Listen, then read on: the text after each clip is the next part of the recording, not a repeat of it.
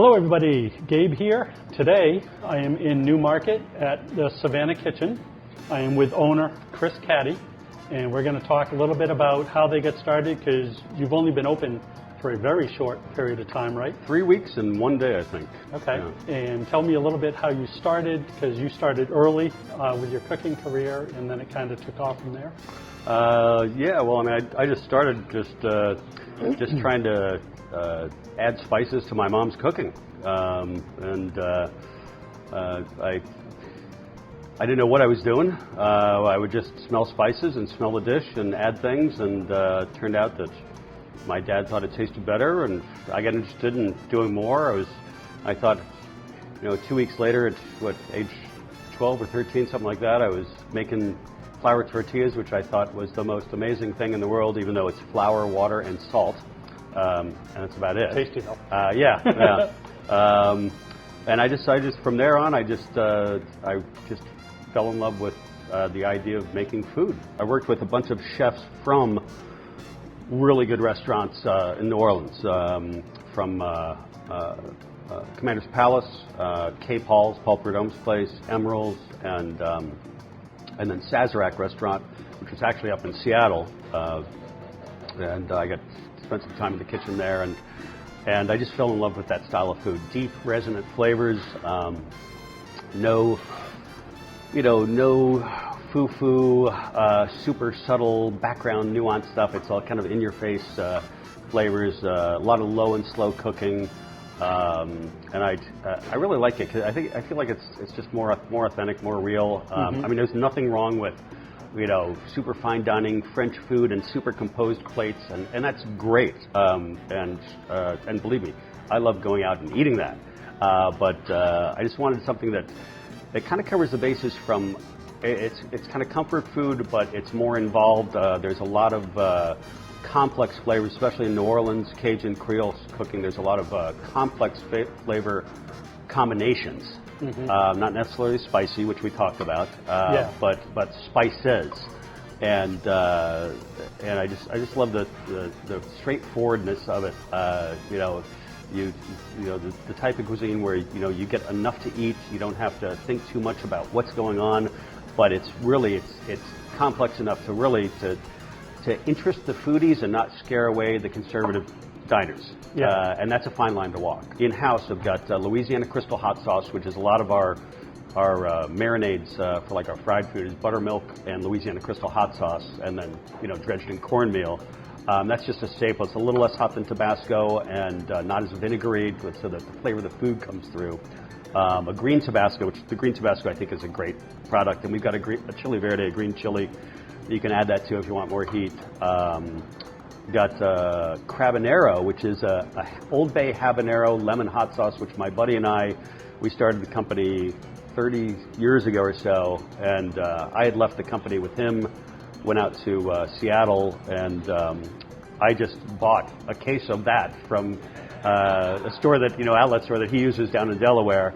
Every day we do buckashuck oysters during happy hour. We have 4 to 6, we have a happy hour, appetizers, specialty cocktails, wine, craft beer, and the buckashuck oysters. And so we've just discovered that hot sauce on the oysters is amazing. Yeah, it's just, I'm an oysteraholic, and usually it's just lemon juice and that's it. And this is really good. So we've just been breaking that out, and people have been, really liking that. So you can always bump this stuff up to your heat level you want. There's plenty, and my chef made this fantastic our house chili oil too. Okay. So there's lots of choices to, if you want to hurt yourself, you can do it. It's not a problem. You can go away with burnt taste. Oh yeah. Talk a little bit about the menu. A lot of times people are worried, do we have, vegetarian or vegan options, gluten-free options? Yep. Well, I designed the menu to a few different things. Number one, I was always confused when I go out and you see a menu that you find it really hard to find something you like. And I think we've all been there. You're just like, finally you're like, well, I guess I'll get that. Right. And I love the places where you go and you look and you want everything. And every single dish sounds good. And you have to come back and try things over and over. Yeah. So the whole idea of the menu design was, number one, to have a lot of choices between meat, seafood, vegetarian, vegan, covering the bases. a lot of them appetizers, so that you don't have to.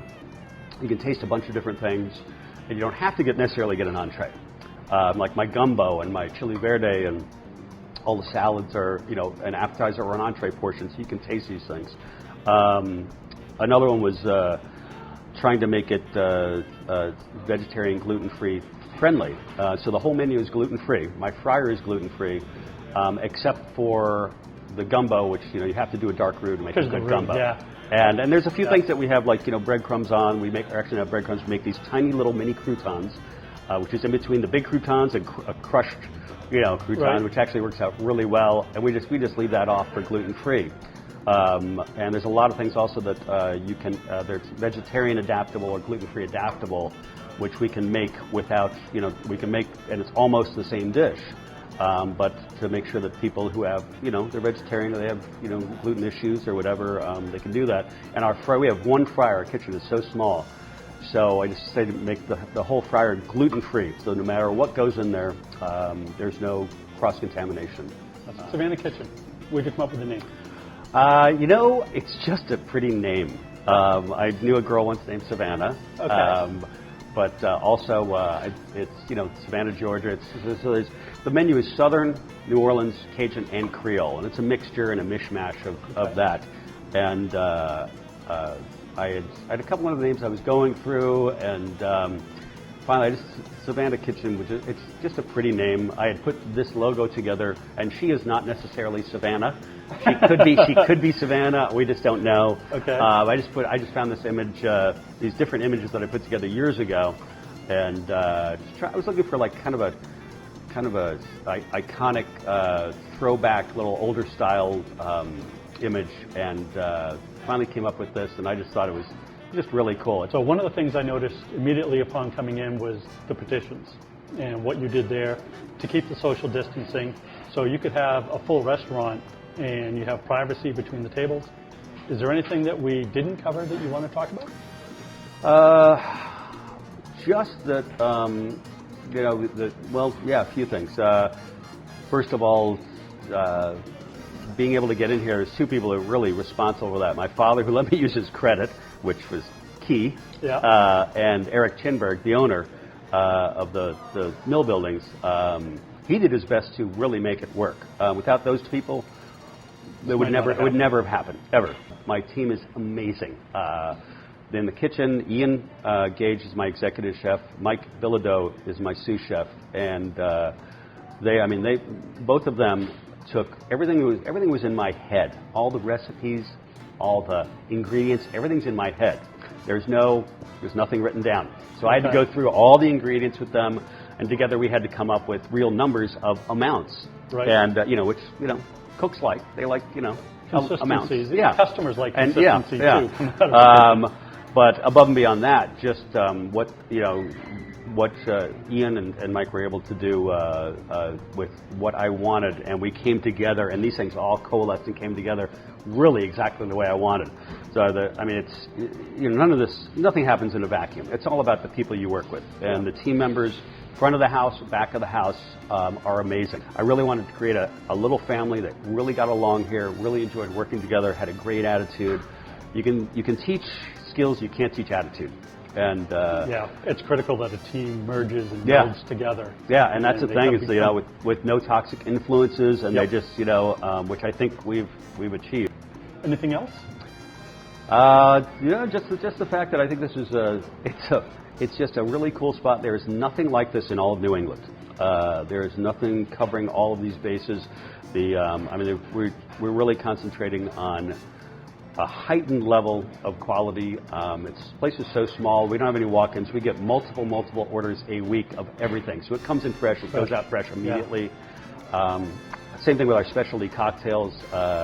It's all the stuff that I've created over the years, the best stuff that I cherry-picked, the very best stuff. We're trying to make this a craft food, craft cocktail place. And, fresh juices and interesting combinations to really make some really cool cocktails, and the response has been off the charts. Well, I really appreciate you taking the time to let me interview. It's my pleasure. I love Newmarket's a great little place, to come. It's a neat little town. It is. Yeah. It is. I have clients that I put in here. It's got a lot of charm to it. Yeah. You've given us a $25 gift card, Yes. like we always do. Yep. I appreciate that. No I'm problem. sure my audience is going to appreciate it better because they're the ones that get it. So as always, you need to like, share, and comment. And please do so, not only to get the gift card, but help support local. Businesses right now, small businesses, whether it's retail or restaurants, a lot of them are struggling, a lot are closing, sadly. But we wish you all the best. My wife and I and kids are definitely going to be here. Excellent. Come I check hope it out. so. Yeah. I hope so.